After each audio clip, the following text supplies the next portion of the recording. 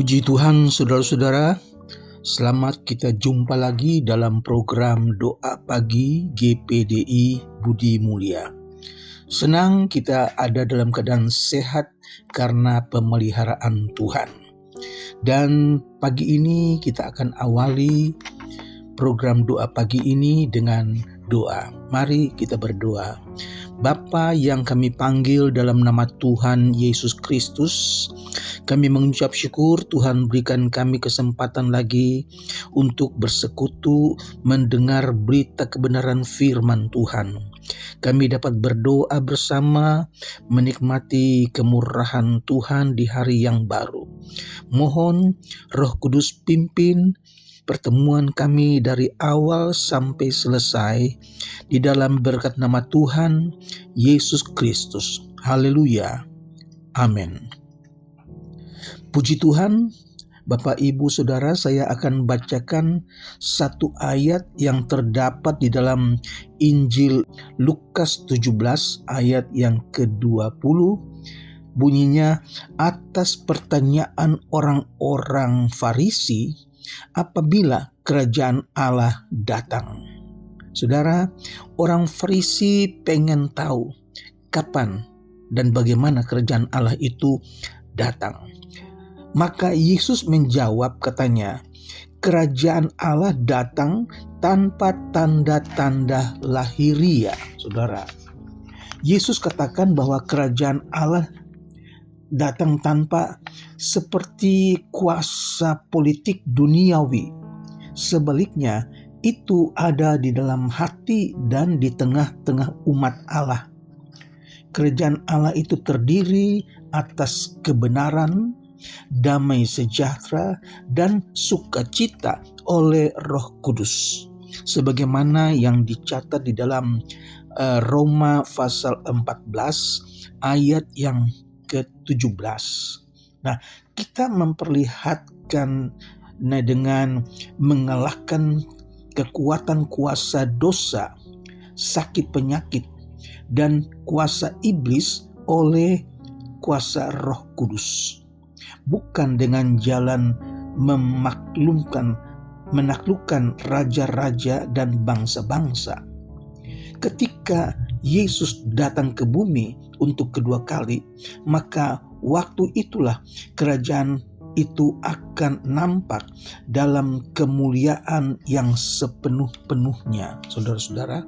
Nah, dalam Injil Lukas pasal 17 ini, Yesus mengupas tentang kedatangan kerajaan Allah di hadapan beberapa orang Farisi. Pada sangkanya orang Farisi, kerajaan Allah itu akan datang dengan penuh kemuliaan. Yesus menerangkan bahwa kerajaan itu sudah datang. Kerajaan Allah itu ada di antara kamu sebagai suatu tenaga yang tidak kamu lihat. Kelak ada waktunya bahwa kerajaan itu akan nampak dalam bentuk yang nyata serta kuasa yang penuh dari Yesus Kristus kalau ia datang kembali ke dunia. Kemudian Yesus menerangkan lebih lanjut di Yerusalem tentang kedatangannya sebagai anak manusia, kedatangannya yang kedua kali. Wahyu pasal 19 ayat yang ke-11, aku melihat sorga terbuka. Ini adalah suatu tanda awal kedatangan Kristus yang kedua kali ke bumi sebagai Raja atas segala raja dan Tuan di atas segala tuan. Haleluya. Ia datang dari sorga sebagai Mesias. Sebagaimana ditulis dalam 2 Tesalonika pasal 1 ayat yang ke-6 sampai 8. Sebab memang adil bagi Allah untuk membalaskan penindasan kepada mereka yang menindas kamu, dan untuk memberikan kelegaan kepada kami pada waktu Tuhan Yesus dari dalam sorga menyatakan dirinya bersama-sama dengan malaikat-malaikatnya dalam kuasanya di dalam api yang menyala-nyala, dan mengadakan pembalasan terhadap mereka yang tidak mau mengenal Allah dan tidak mentaati Injil Tuhan Yesus. Haleluya. Datang waktunya, saudara, mereka yang tidak mau terima Yesus sebagai Allah, mereka yang tidak percaya bahwa Yesus itu adalah Allah, maka saat itulah mereka akan dihakimi, mereka akan dihukum, mereka akan mengalami kematian yang kekal di dalam nyala api neraka, saudara-saudara. Dalam ayat 11, aku melihat sorga terbuka. Ini adalah satu tanda awal kedatangan Kristus yang kedua kali ke bumi, saudara, sebagai raja atas segala raja dan tuan di atas segala tuan. Nah, ini untuk menegakkan kebenaran dan keadilan, sebagaimana dicatat dalam Mazmur 96 ayat yang ke-13, untuk menghukum bangsa-bangsa dan berperang melawan kejahatan. Inilah peristiwa yang telah dinanti-nantikan oleh orang yang setia dari segala zaman. Dalam Wahyu pasal 19 ayat 14 juga mengatakan, semua pasukan yang kembali bersama Kristus, termasuk semua orang kudus yang sudah ada di dalam sorga, akan mengenakan pakaian putih. Pada waktu itu orang-orang yang sudah menang, mereka yang setia sampai akhir, mereka itu berpakaian putih, gambaran dari kesucian, gambaran dari kekudusan, saudara. Dalam Wahyu pasal 19 ayat 15 juga dikatakan, ketika Kristus kembali ke bumi, Ia akan menghukum bangsa-bangsa yang fasik, yang mengembalakan mereka dengan gada besi.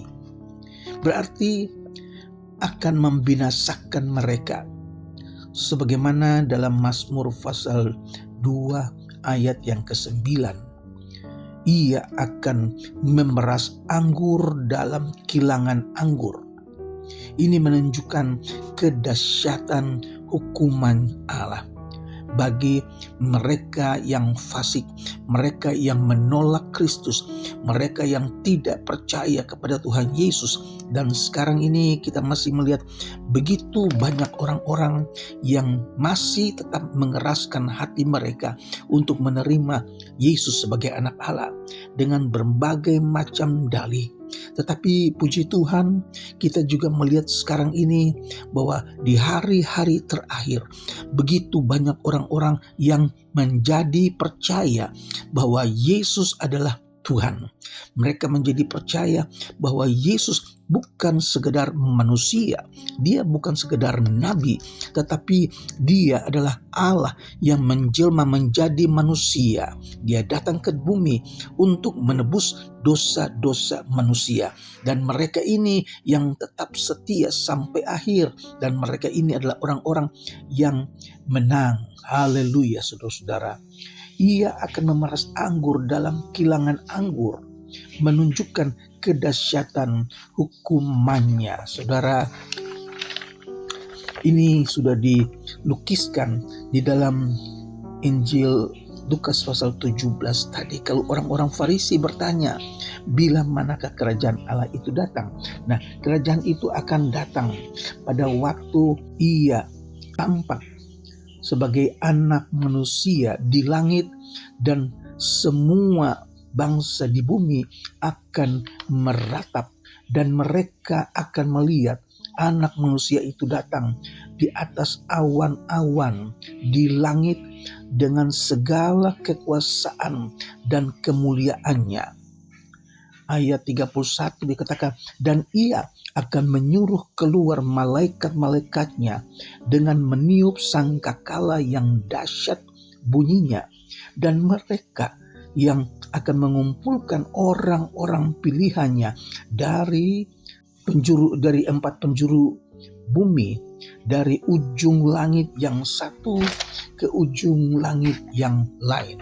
Saudara, nah jadi pada waktu Yesus datang kembali ke bumi setelah kesengsaraan besar, ingat, setelah kesengsaraan besar itu terjadi, maka peristiwa-peristiwa ini akan terjadi. Kita catat bahwa akan ada peristiwa-peristiwa besar yang akan terjadi sebelum Yesus datang kembali. Yang pertama, kita lihat bahwa Allah akan menghukum orang-orang fasik, yaitu mereka yang tidak mau percaya, mereka yang sudah mendengar Injil tetapi tetap menolak Injil, mereka tetap menolak Yesus sebagai anak Allah. Mereka ini akan dihukum, saudara-saudara. Dalam Wahyu pasal 19 ayat 11 sampai 21 kita baca di sana tentang antikristus akan dikalahkan. Yang kedua, jadi yang pertama akan terjadi, Allah akan menghukum orang-orang fasik, dan yang kedua, hukuman dan pemisahan orang-orang di bumi yang masih hidup pada saat kedatangan Tuhan. Jadi waktu Tuhan Yesus datang kembali, orang-orang fasik itu akan menerima hukuman, tetapi akan ada pemisahan orang-orang yang masih hidup pada waktu Yesus datang kembali. Orang-orang yang percaya akan dipisahkan dengan orang-orang yang tidak percaya. Orang-orang kudus akan dipisahkan dengan orang-orang yang jahat, saudara. Dan yang ketiga, akan dikumpulkannya semua orang kudus dari segala zaman, termasuk orang-orang kudus yang sudah berada di sorga. Saudara dapat baca di dalam Injil Markus pasal 13 ayat yang ke-27 dan Injil Yohanes pasal 14 ayat 3. Dan mereka yang masih hidup di bumi ketika Kristus datang. Haleluya. Jadi akan dikumpulkan semua orang-orang kudus yang berada di sorga, juga yang masih hidup di dunia ini. Mereka akan dikumpulkan bersama-sama. Terus mau dibawa kemana? Nah, dibawa ke tempat di mana Yesus ada. Haleluya. Dan yang keempat, masa kerajaan 1000 tahun di bumi dengan Kristus sebagai Raja. Saudara dapat baca di dalam Wahyu 20 ayat yang keempat. Jadi ketika Yesus datang kembali, maka masa kerajaan 1000 tahun di bumi dan Yesus akan memerintah sebagai Raja. Puji Tuhan, Tuhan kiranya memberkati Bapak, Ibu, Saudara, supaya sebagaimana orang Farisi bertanya, bila manakah kerajaan Allah itu datang? Saudara, kerajaan Allah itu sudah ada di dalam hati kita. Kerajaan Allah itu bukan makan minum, tetapi sukacita di dalam Roh Kudus. Puji Tuhan, kiranya Tuhan memberkati kita sekalian, supaya setiap hari, setiap waktu kita menikmati kerajaan Allah itu ada di dalam hati kita, ada di dalam hidup kita, yaitu sukacita dalam kuasa Roh Kudus. Puji Tuhan. Mari kita berdoa. Bapa di sorga, kami mengucap syukur. Firman Allah sudah menjelaskan kepada kami tentang kerajaan Allah datang. Akan datang masanya kerajaan Allah datang, dan tanda-tanda di akhir zaman itu akan kita lihat, Tuhan. Terima kasih buat firman Tuhan.